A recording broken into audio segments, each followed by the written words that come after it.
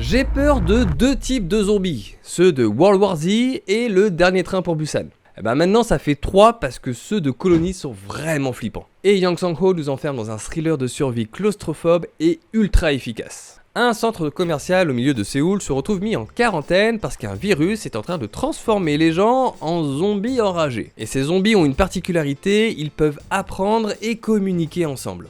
Et la promiscuité et le fait d'être mis en quarantaine va rendre la situation de plus en plus désespérante pour les survivants. Ce qui ne fonctionnait pas dans Peninsula, c'était les grands espaces et l'implication militaire. Ici, le réalisateur va revenir aux sources avec une infection qui se propage dans un espace clos. Le sang coule, la paranoïa grimpe entre les survivants, la tension est palpable et les trahisons dissoudent le groupe. Et autant on sent la pression au sein du groupe, autant on la retrouve aussi à l'extérieur avec des enjeux politiques et des choix moraux qui se posent. On va même parfois retrouver une petite inspiration The Thing avec cette paranoïa qui s'infiltre dans le groupe. Et on a cette caméra qui va se faufiler dans les recoins sombres et les conduits un petit peu étroits. Bon, on reste quand même sur un scénario de film de zombies sud-coréen, mais on sent que cette fois-ci, il y a eu un petit peu plus de budget. Sans parler des zombies assez stylés qui ont une véritable chorégraphie et sont encore plus terrifiants quand ils sont ensemble. On peut regretter des dialogues parfois un peu appuyés où on passe son temps à nous expliquer des choses.